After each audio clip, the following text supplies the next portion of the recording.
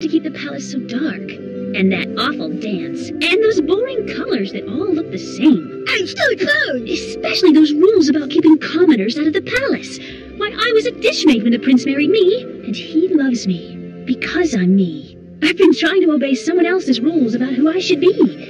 And how I should dress. This hair. Ew. I know I can do this. I just have to stop trying to be someone else. What you gonna do, Jack? Gus, I'm going to plan this banquet my way. You say the rules must stay the same forever. Open the gates. And read them how to change the rules they came before. So make your own way, show the beauty within. When you follow your heart, there's no way you can win. Thank you. Your Highness, the king would not approve. You're supposed to be inviting dukes and counts and other aristocrats. I am inviting them, along with all my friends here in the village. Your Highness, I strongly advise against it. It's simply not the way things are done.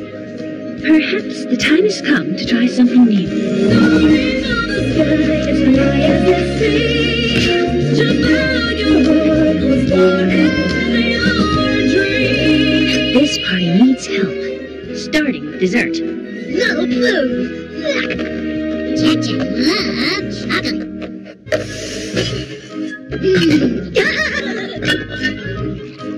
Chocolate pudding. Now that sounds good.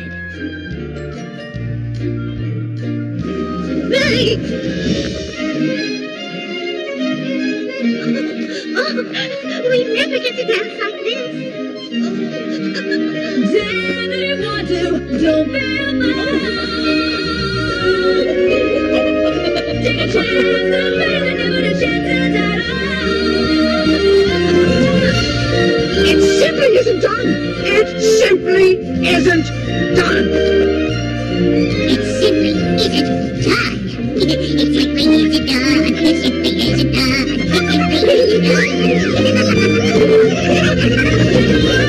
Changing and you just begun. Don't let them tell you it's something not done. When you follow your heart, you'll shine.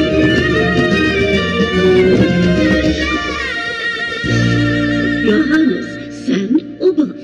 Which color do you like? Pink. Perfect. Something's still missing. Now that's more like it.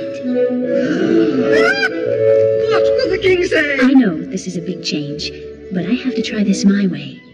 Well then, I certainly hope you know what you're doing.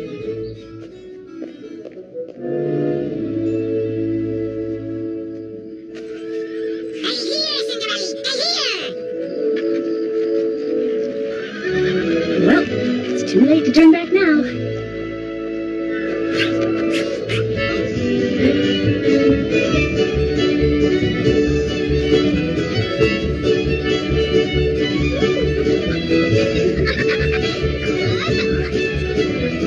Now this dance is more like it.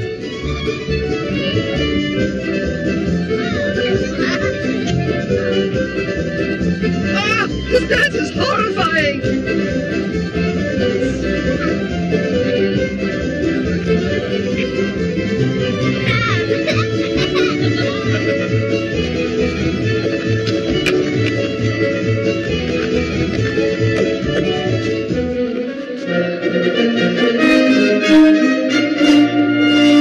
The king has arrived.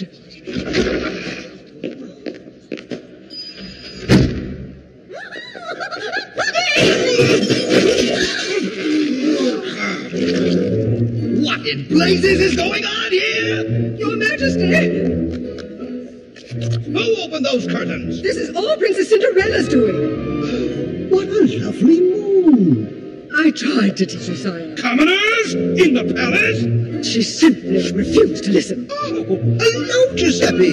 It's a scandal. Your Majesty, I can explain. What is this? Your dessert, sire. No prunes for dessert? An absolute outrage. Chocolate, my favorite.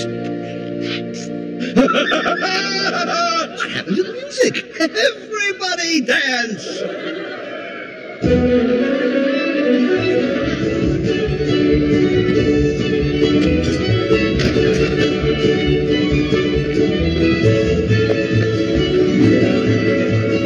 I always said we needed some new traditions around here.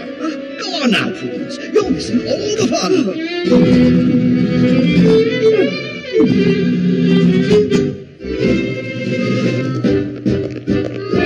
Did I miss something? Surprise! Splendid job, splendid! It is the princess who deserves your praise, sire. And I am honored to be at Her Highness's service. I think we're going to be great friends.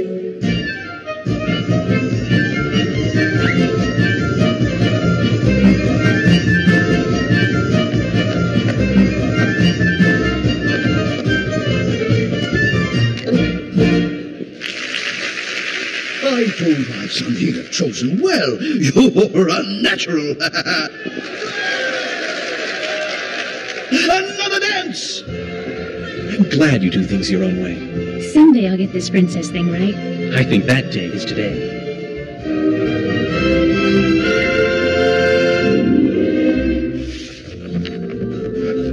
Well, Cinderella certainly turned things around, didn't she? Yeah, no more big hair. Oh, prunes!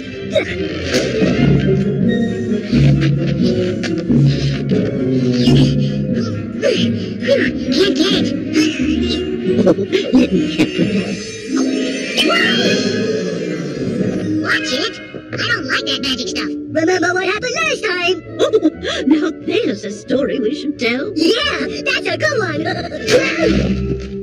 Oh, no. No. Very, very boring story. We don't want to hear that one. But Jack, it's my favorite. Okay, let's hear it. Well, it certainly was an unusual wish, Shock dear, but things didn't turn out quite the way you had planned. What are we doing in the garden, Jack? Gus does not have breakfast yet. Gus, we are going to pick flowers for Cinderella. What for? Because we never get a chance to do anything for Cinderella now. How we do? Like what? Let's see. See? Cinderella don't need my slides. She has lots of people to help her. Well, I want to bring her a big bunch of flowers.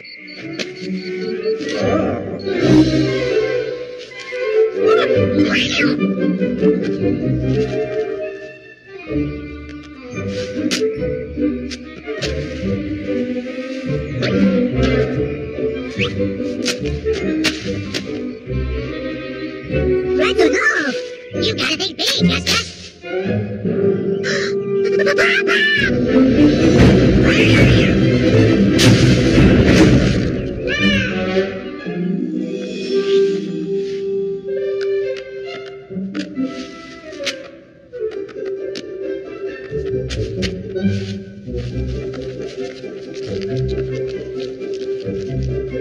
Your flowers, Highness?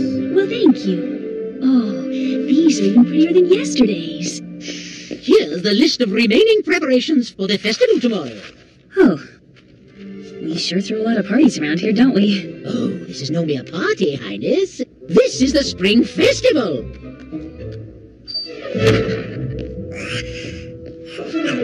Oh, good morning, fellas. What do you have there? For you.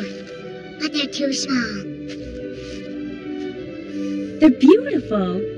How very sweet. Thank you. Your Highness, the festival committee is assembled in the library awaiting your instructions. And the bath is in the pantry awaiting you. I'll see you later, boys. Good morning, Jack. Hello, Mary. Pretty coat. I need it for you. Want to try it on? Oh, very nice. Cinderella forgot party list. Jack can help. Take list of Cinderella.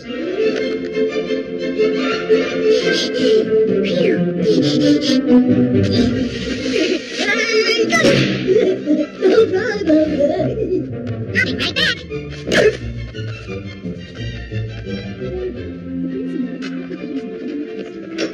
Any other suggestions? I propose we move the Spring Festival to summer. Genius? myself. Then I'm afraid it wouldn't be a spring festival anymore. Yes, quite so. Of course. Not a feast. Lovely. A brilliant idea. But the festival is for children. Oh, I suppose. We'll have more rides.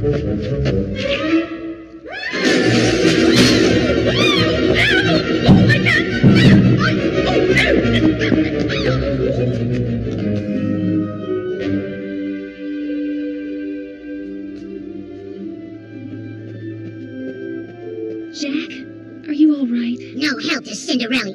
Just make a big mess. I'm sorry, Jack. Tell you what, I'm about to go out to the fairgrounds. Why don't you come with me? I could really use your help. Help? Santa. Meet me at the stables in 10 minutes. No problem.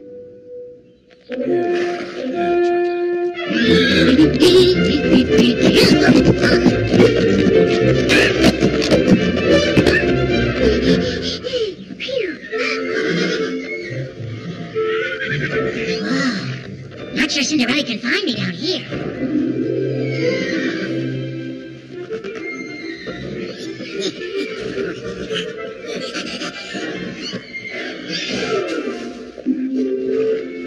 Jack,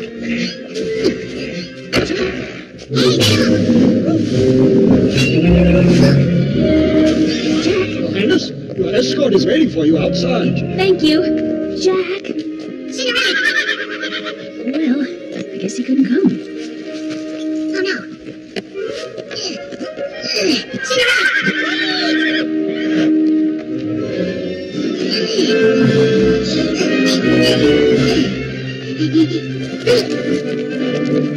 Cinderella!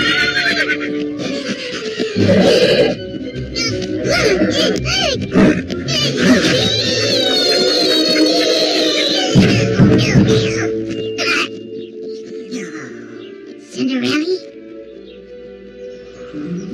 Never get to do anything anymore. I never get to help. Oof, I'm sitting in the dirt. Used to help a lot. Now I'm too small to do this, too small to do that, too small to help Cinderella. No good to anybody. Castle not like old house. Castle for big people. No place for mice. No place. Everything's bigger than me. Even flowers bigger. Don't like being small. Don't like being a mouse. I wish I was big.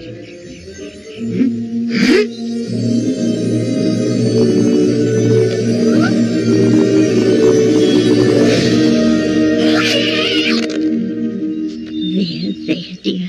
Tell me all. Jacques? Jacques? Oh, there you are, dear. I heard your wish, Jacques. Aren't you happy the way you are? Only big people help Cinderella. I want to be big. No, I want to be human. Human? Oh, good heavens! But, Jacques, you've always helped Cinderella just the way you are. Cinderella's a princess now. No time for mice. Nobody likes mice anyway. So that's what you think. I get beat up by cat and horse and big scary lady. Humans are bigger. Bigger, better. If you really feel that way, perhaps it would be for the best to grant your wish. Bibbidi, bobbidi, boo!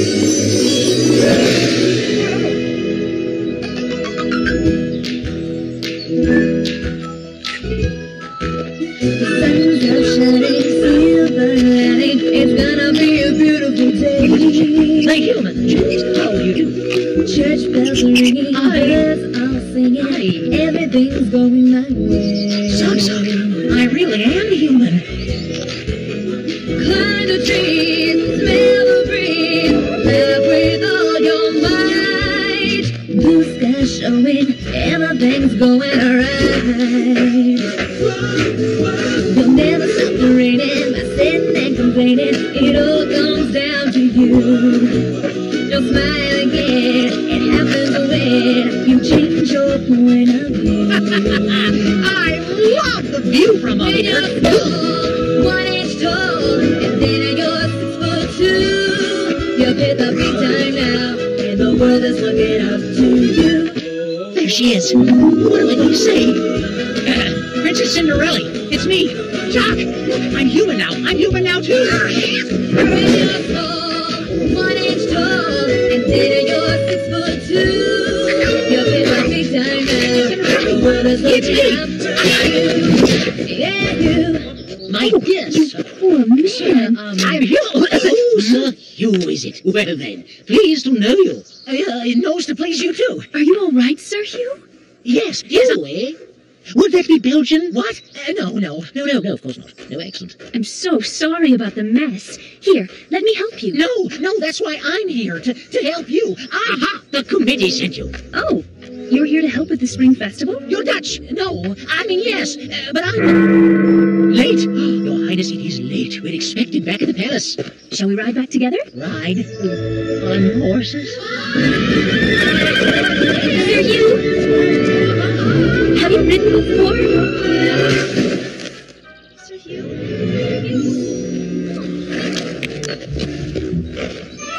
Oh, peach blossoms. Are you sweet? They're beautiful, thank you. Ah, Highness, there you are. The tailor is in an absolute dither. The cook is having a crisis. The animal trainer is flummoxed. And they're all asking for you. Could you please find a vase for these? I'll be right back. Thank you, Sir Hugh.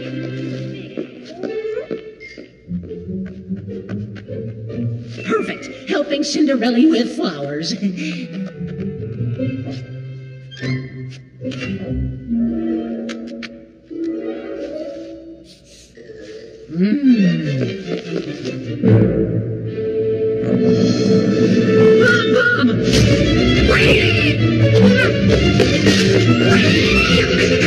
Shouldn't be afraid of cats. I am human now. Better than cat. But I am still afraid of cats.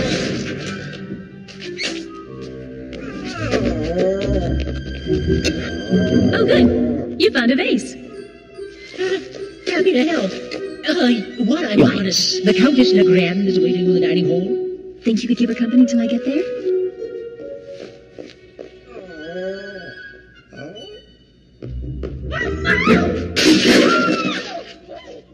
What am I doing? I'm a man now. A big fat mouse. Oh no. Gus.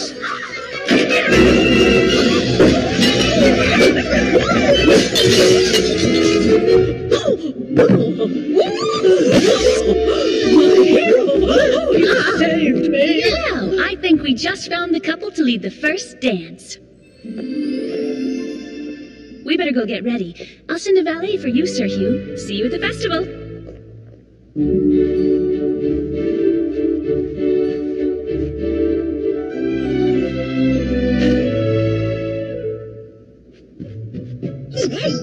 Where's Duck? I don't know, Gus. I'm worried about him. Here I am. Wait. It's me. Jacques, is everything all right, dear? Oh, yes, great. No problem. Well, I think you gave your friends a bit of a fright. They ran away from me. Even Mary. Oh, now surely you don't miss being a mouse. No, I guess not. Aren't you happy being human? Yeah. Sure not as easy as I thought. But I know I'll get it. Her Highness Cinderella is asking for you. The evening's festivities are upon us. Zug. Jacques? Zug, eh? I don't believe I'm familiar with that expression. It means... It's French. Ah, French is it? Well, that explains everything. Ladies and gentlemen, let the spring festival begin.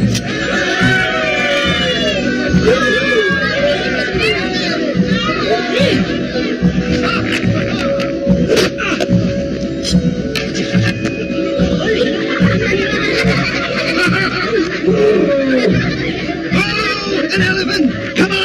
I just love elephants! Your Majesty. Let's go!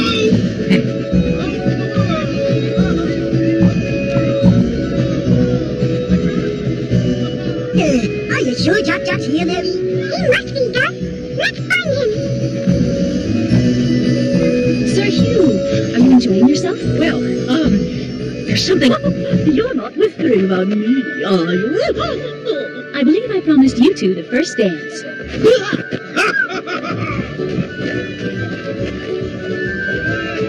What a lovely dancer! Oh, my!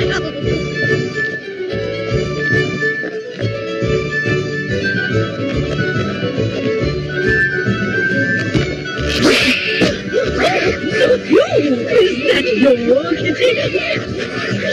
Isn't she precious? Oh! Ready for the next dance?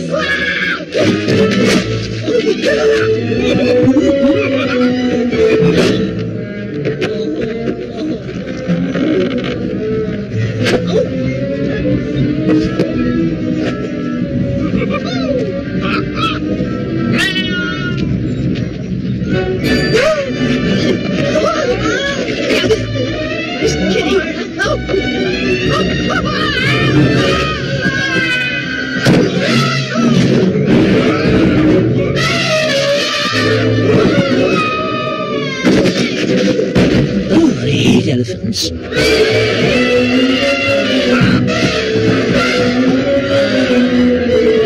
This is all my fault. Wish Fairy Godmother was here.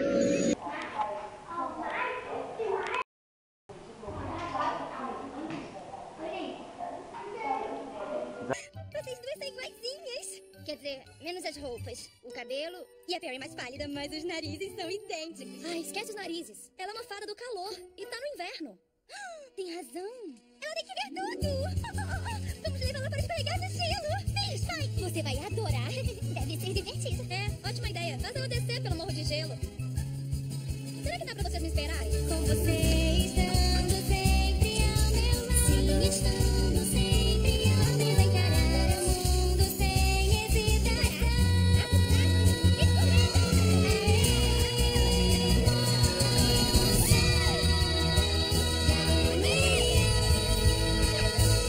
E sair pelo mundo e fazer o que nunca ninguém foi capaz.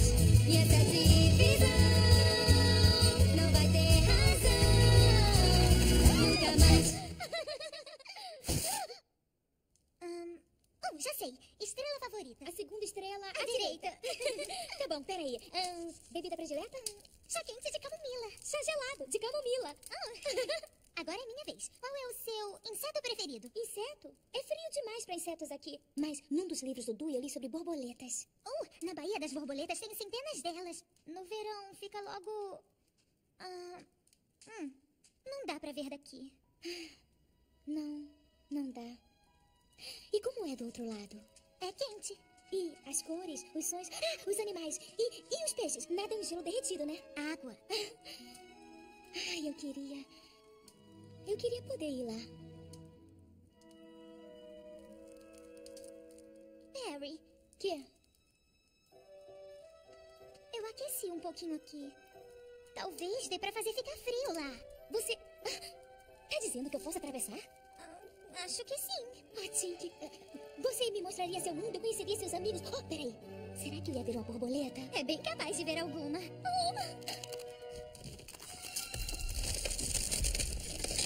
Tink! Não consigo voar! Tink! Segura firme! Estou escorregando! Conseguimos, Fiona! Conseguimos! Meninas, vocês estão bem? Estamos. Tem certeza? Não quebraram nada, nem se arranharam? Não, nós estamos bem. Desta vez, Lord Milord tinha razão. Cruzar a divisa é perigoso demais. Como assim? Lamento, meninas, mas infelizmente não vai ser como vocês duas queriam. Temos que levar Tinkerbell para casa. Vamos, Fiona.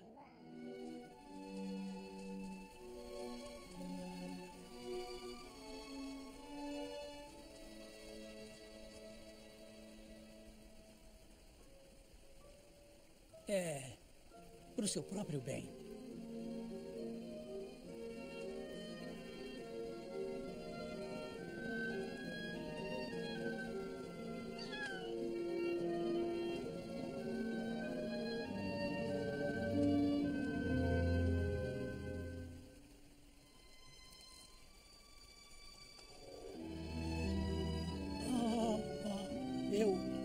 quero ver Fiona. Eu prometi que não ia chorar à toa. Escuta, eu tenho um plano. Me encontra aqui amanhã. Ai, ainda bem. Eu achei que você iria se despedir. Não, eu acabei de conhecer a minha irmã e já vou dar adeus pra sempre. Tá brincando? Clank, Bubble. Gente.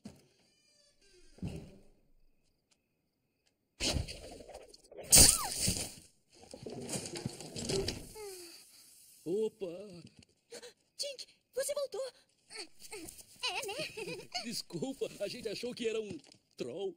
Um troll? Ah, eu disse pra não usar a rede de troll. Tá legal, e se fosse um troll? eu ia... Você ia falar uma coisa diferente, Calma, não ia? não importa. Ah, é... Quero que me ajudem. Tem a ver com uma geleira? Não, mas tem que ser segredo. Não quero que todo mundo saiba. Eu sei que esses botões vão funcionar, mas temos que achar mais. Tá, a não ser que a gente use bolotas no lugar. Isso, boa ideia. E onde está o Clank? Ah, eu estou bem aqui! Oh! Oi! Eu não contei pra todo mundo. Só pra Fall, Ro, Sil, Dessa e Vídia. É sério? Existe outra igual a você? Vídia. É. Eu tenho uma irmã. Eu não disse! Mas que coisa fofa! Isso é demais. É fantástico! Não acredito no que tá acontecendo. Mas como? Bem... Elas nasceram do mesmo riso. Fique, conta pra elas o que você falou pra gente. O nome dela é Periwinkle. Ela é uma fada da geada e ela é incrível. Eu construí essa máquina pra ela vir aqui conhecer vocês e depois a gente vai até a Rainha Clarion. Pensou bem nessa ideia. Oi, Rainha Clarion. Conheça a fada do inverno que eu trouxe escondida. Vídia. Quando a Rainha Clarion souber como nos encontramos e que somos irmãs, ela vai mudar a regra do Lord Milori. Ah, é claro que vai. Ela não vai separar vocês. É como achar o objeto perdido perfeito. E eu não quero perdê-la nunca mais. Muito bem, vamos trabalhar. É só dizer o que fazer. Ótimo. Escutem, a gente tem que botar a roda bem aqui. Pode deixar. E o ralador de queijo aí. Que bom. Clank, Bob. Não, peraí. Terminaram o chassi? Exatamente. Vamos, Clank. Mamão, será que você e eu somos irmãos? É possível. Nós dois somos super parecidos.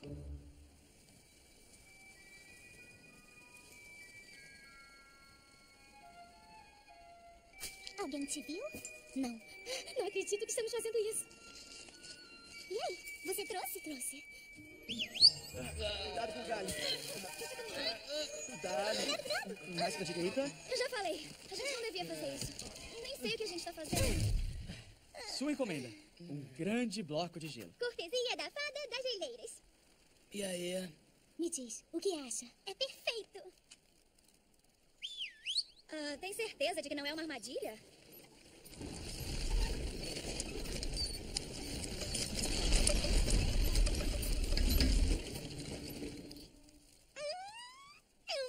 É uma daquelas... Coisas que não devíamos fazer. É um criador de neve. Ele cria neve! É? Ele é seu ingresso pro calor do refúgio das fadas. Só um instante. Isso é loucura. Vocês nem sabem se essa coisa funciona. Funciona de verdade. É? Fomos nós que fizemos. É claro que foram. Sai de fininho. E como funciona? Meninos? Puxa! Agora é só girar. É melhor vocês chegarem um pouquinho pro lado. A coisa é séria.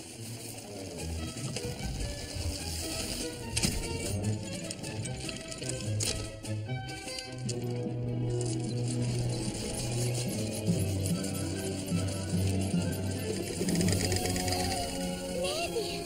Uau! Conseguiram! Vocês conseguiram!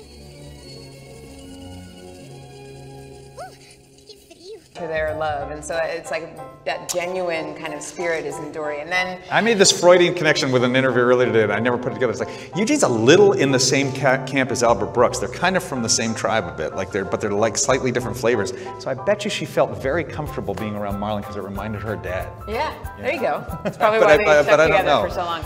And then Ed O'Neill, I mean, God, you can tell that we are big fans of Modern Family when we were casting this movie because Ed O'Neill to us, I mean, was always the perfect casting for this because he is so kind of gruff. But you can hear the heart of gold. But you never doubt that kind of if you just get past there, like that is a squishy octopus. Yeah, that's a softie. It's a squishy, squishy octopus underneath that shell. So. Where does Idris Elba? Idris Elba, for me, stole a lot of scenes. My blatant thing is that I just wanted a Wire reunion. And I knew Dominic, and I was like, look, can I get you and Idris in the same room together just so I can witness a Wire reunion? And I didn't ask that, but like, I did secretly hope for that.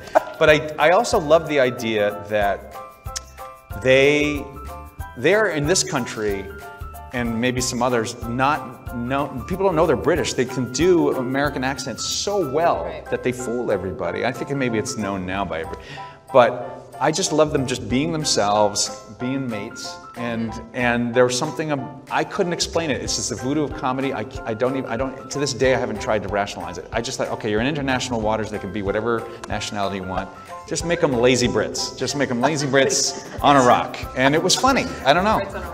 We bring out folks who made this film, producer Lindsay Collins and director Andrew Stanton.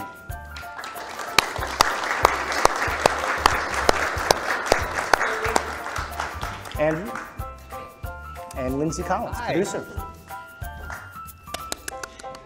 No, seriously. So right off the bat, we have to ask, you made us wait 13 years for a Finding Nemo follow-up. 13 years, sir. Well, why now? Why 13 years later? Well, the real truth is I just wasn't expecting to ever go back. 4 years with Fish is a long time to work on a movie, and I thought Nemo was a closed little circuit, nice finished little picture, and moved on. And the brain's this interesting thing. So suddenly I was watching the movie again because I hadn't watched it in years. In 2011, we had to see the 3D version, and I walked out very worried about Dory, and I couldn't stop thinking about how she needed closure. Yeah, I think you were, as a writer and as a filmmaker, you were like, how could I have left her incomplete? Yeah.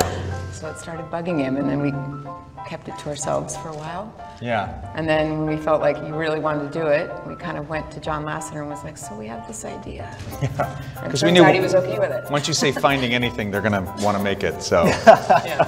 So. Hi guys, great job.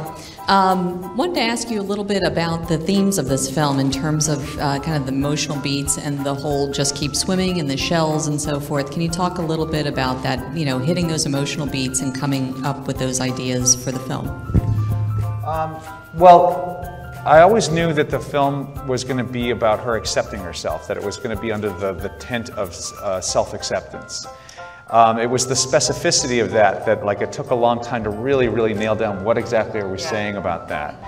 And it was really about the premise I ultimately came with is that you're not at peace until you can truly accept who you are.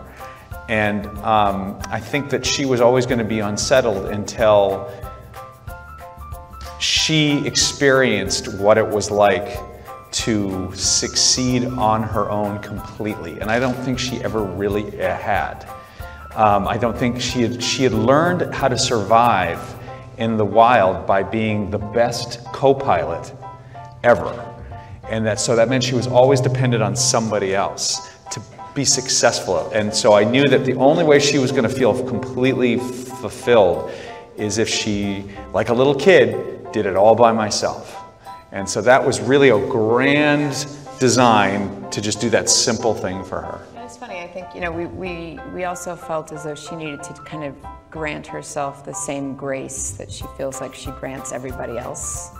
And I mean that only in that, she kind of apologizes for herself, always does. It's her first sentence, I'm sorry, I suffer from short-term memory loss. And she never expects anybody to apologize for themselves, and in fact is kind of more open with them than anybody. And I think it's why people love Dory, and why the Just Keep Swimming kind of resonates so clearly, is because it's such a genuine, like, it's okay, just persevere, you're gonna do it. And it's such a kind of a lovely sentiment. And so the fact that she, as a character, was not giving herself that same grace, it was like, how do we get her to that place, and who grants that to her? And then you were like, the only person that can grant that to her is herself. And I've never really said this before, but like, Just Keep Swimming was a mantra that was taught to us in the first movie. And I think what I needed to do was make that personal for her. And she didn't realize it was actually something that was taught to her by her parents, and you have to combine it with what would Dory do. And when the two come together, that's really was the power of those two things together. I want to ask about the music in the film. It's very simple, it's very elegant. Thomas Newman's score is beauteous. Yeah. As an understatement. Yeah. The two songs that you select, though, All That We Hear, timeless classics. What led you to those selections? It was sort of thematic to just the first movie. There was, I think, we were under a little pressure to put a song for marketing reasons at the end of Finding Nemo. And I really didn't want the movie to suddenly be tainted with this sort of sellout quality to it. And so I suggested this pre-existing song that I had heard Robbie Williams do, of Beyond the Sea, and I just felt like it was an old classic. But it had a very modern sort of appreciation for it, and it just fit. It just kind of fit. And so fortunately we were able to get the rights. And that sort of set kind of a bar or a tone for the next movie. I felt like we should do the same. And You always want an unforgettable. I always want an unforgettable. It just was always at the end of the movie. Like was who? Yeah, it was just who was going to sing it, and then the Louis Armstrong song was, honestly, I already had a Louis Armstrong song in Wall-E, and I was like, really, should I really go there again? But the funny thing is that my co-director Angus MacLean had come up with that song, and it was so funny. And we tried all these other songs, and it just lost its humor. It was not funny. It's just that voodoo of comedy that, like, suddenly that idea plus Louis Armstrong was funny. So. And it's just, I think it was the genuine, like this slow-mo, overly dramatic kind of Thelma and Louise like moment combined with this. And that song, in a weird, now that I think about it, that Louis Armstrong, you know, What a Wonderful World, it's kind of Dory. It's just like, it's just so unabashedly hopeful, you know. And then Sia, so we ended up with Sia, who did a fantastic job. Yes, right here. Who were your favorite? Did you have a favorite of the side characters? I know, that's such a tough question because you try to put everything into each character so that they really stick. And it's great that there's a debate. Like, that's great. I think that I've spent the most time with Hank because he had such a deep role. I was telling Ed O'Neill, like, you're the Dory of this movie. You're the sidekick of this movie.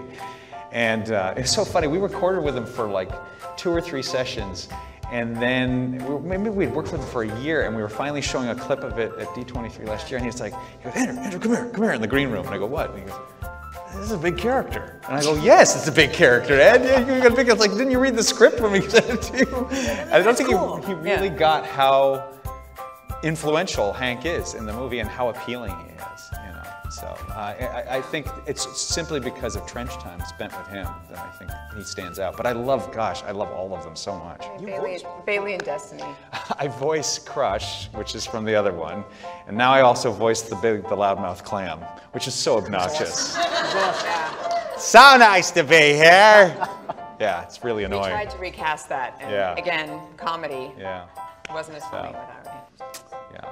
Lindsay, what about you? Who's your favorite? I love, Destiny and Bailey, I just think they're funny and charming, and I love that there's this kind of back and forth between them. Ty Burrell's voice just makes me laugh every time. He's got this just charm to him.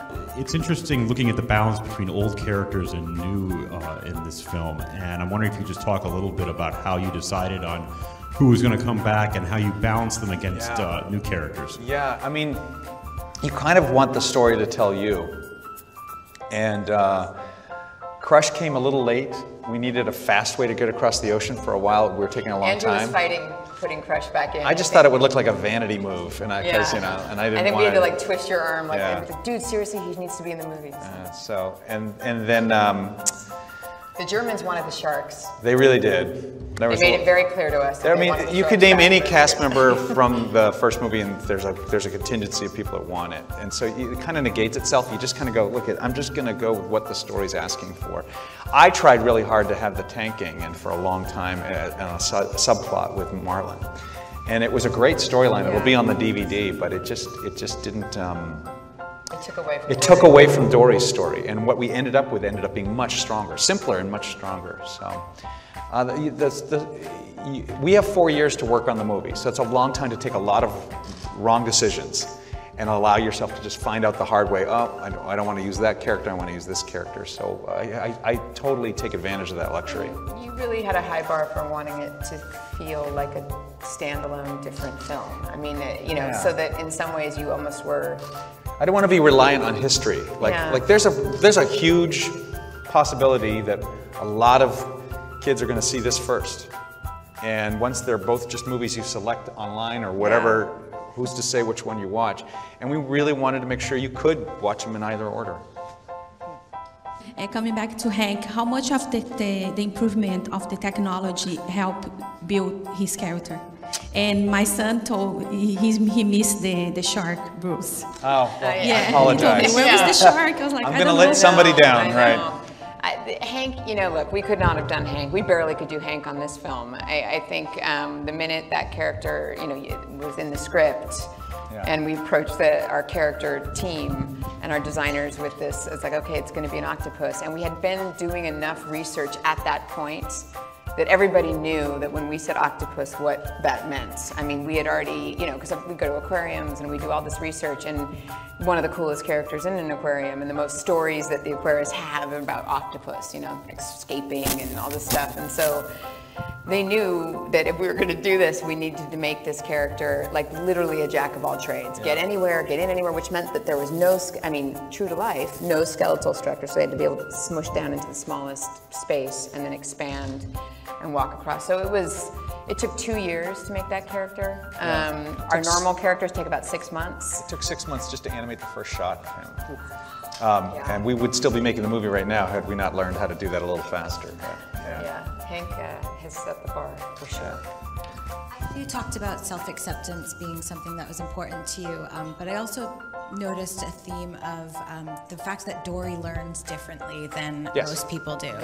Growing up with a disability, if I had had a movie like this, life would have been so much better. So was that something that was important to you when you were telling the story? Well, I mean, I was trying to be honest with you, I was trying to be universal with her unique specificity in a weird way. Like, I mean, nobody wants to watch a character be a generalization of something, so you go very specific, but you're hopefully saying something universal with it. So I was not trying to just talk about anybody with a disability. I was trying to say, I was using her disability to represent everybody.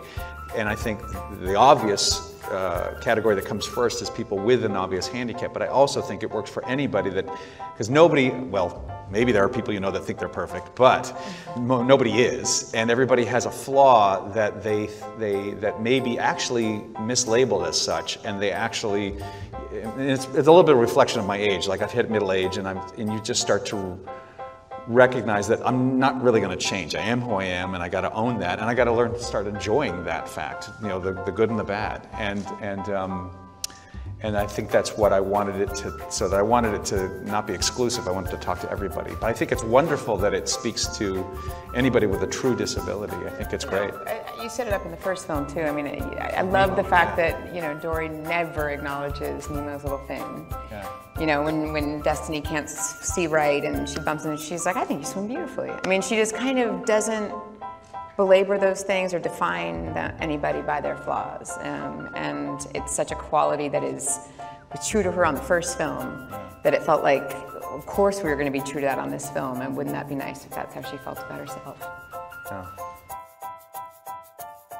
I was just wondering if you could talk a little bit about the decision to set it in a marine life aquarium versus the open ocean. One of the biggest surprises for me was when they crossed the ocean in like a minute. And I was wondering if there were any justifications behind that just beyond being different from the first one. Well, it was a circuitous route. There wasn't one big plan, which shows how lumpy our process of working a story is. I only had one location that we didn't get to put in the first movie that I really wanted to. And it was a kelp forest, because it's so unique. It's like redwood trees underwater. There's nothing else like it. And literally that was the problem. There was nothing like that in the Great Barrier Reef. So I could make Dory's past be from anywhere. So we said, well, let's at least start there. I already know that would be a cool environment. Now I can look back and realize, oh, that actually has more meaning behind it, because I was in open water traveling, searching for Nemo all over in the first one. So it's very much more like traveling the desert. This one, it's like a forest. It's like a fairy tale, and in fairy tales, things are hidden, secrets are hidden in the forest, and things are discovered in the forest. And I realized that's why it just kept working. And that put us right by the coastline, just because of the truth of where those kelp forests are. And then once we started to look back at this unintentional breadcrumb trail of Dory's, like she knows how to speak English, read, and she knows how to speak whale, and she's just got this odd, eclectic, knowledge of stuff, and so I think she has to be around humanity. I think she has to have just seen some of the most bizarre stuff. We loved being able to explain some of that, because you never had to in the first film. You just kind of took it, and you were like, oh, great. I mean, but now the fact that we had this opportunity to kind of, is there some explanation for why she knows and does the things she does? In an early past, there was a moment where she was at the glass revisiting her exhibit, and everything she'd ever said had an association on the wall, like Kaiser Soze at the end of Usual Suspects. It was like, Sea Monkey has my money, like little thing. There was just like all these weird, like Natural Blue. There was like just all these things, and it was funny in the moment, but it was so reliant that you were like an expert on the first movie that we just didn't use it. It's funny. But the more we delved into just like, we knew about the Monterey Bay Aquarium. We're very authoritative on the California coast because of where we are. It all just started to work. It brought in all these new species. It brought in sort of, we could be at the ocean, but right inland with people, and it's just started to really work. And then once it found the theme of rescue, rehabilitation, and release, which really was this subtle arc of her character, it just all fit like a glove, and we just stayed there. So that was the short answer. And you mentioned that, I can't help but think of Sigourney Weaver, and I'm just like, how did Sigourney, why Sigourney Weaver? Sigourney Weaver. Well, she's sort of the David Attenborough of this country, right? She has to do all, she does all these narrations for nature and things like that, and she's the voice of the planetarium show at the Academy of Sciences. San Francisco, So I thought, how funny would that be? First of all, I mean, obviously her voice is soothing and smart, and then her name is so specific. Yeah. And so we put it in really, truly, which we do a lot, like, because we screen this film so many times and it's all internal. We put a lot of jokes knowing full well that that joke will never see the light of day, just because it makes us laugh and we're like, it's totally inappropriate and it's never going to see the light of day. And that was one of those jokes. We were like, well, just put Sigourney Weaver in there, and so, because it'll get a laugh. And then it got a laugh, and then it kind of, the next screening, it kept getting a screening, and we kept saying it more and more. And then literally we waited until the last minute, because we were like, at some point somebody's going to be like, this is too weird, you have to take it out. And they didn't. And so finally we were like, I think they're going to let us keep it in. And so then we called Sigourney, and Andrew was like, these kids are going to know your name in a way that nobody knows your name. And he warned her, and she was up for it. Yeah, God bless her. So what did you gain by waiting so long? By waiting so long. Oh, interesting. I was certainly a better writer, a better filmmaker by that time, and I knowing what we had to tackle and solve, I don't think I could have solved it earlier. I think I would have failed.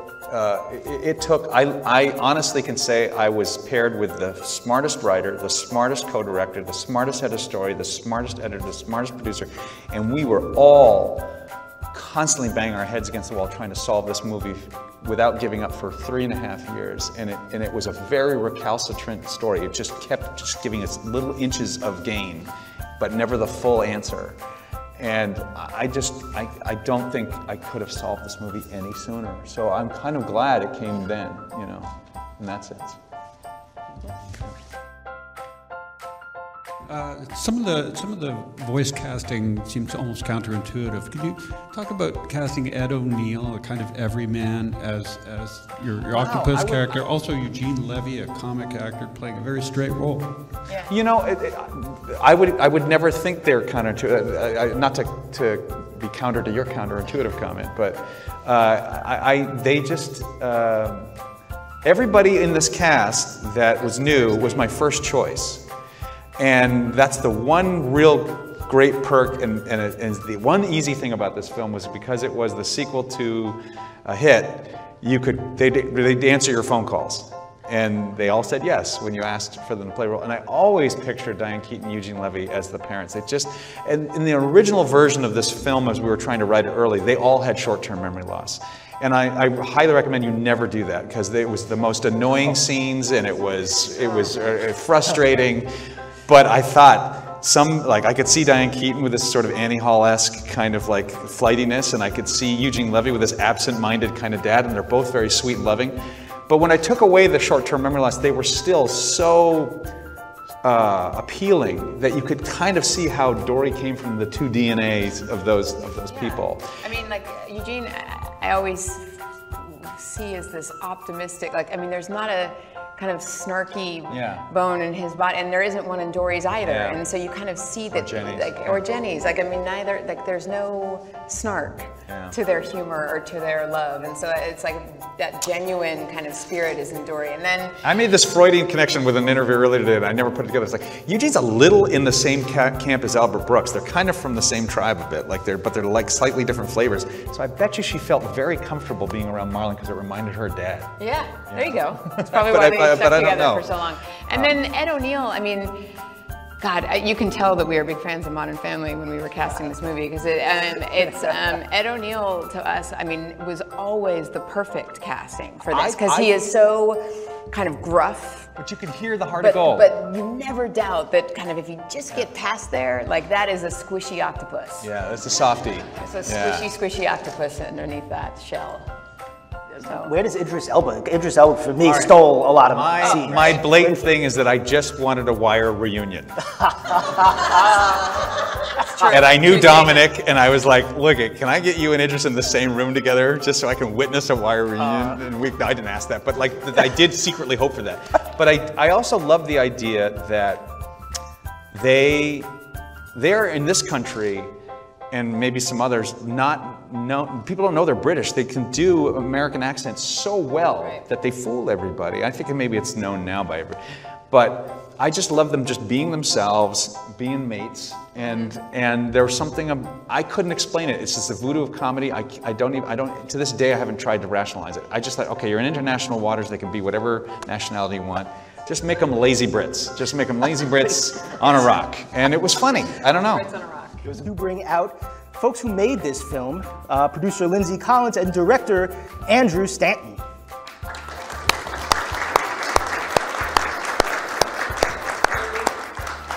Andrew and Lindsay Collins, producer. No, seriously. So right off the bat, we have to ask, you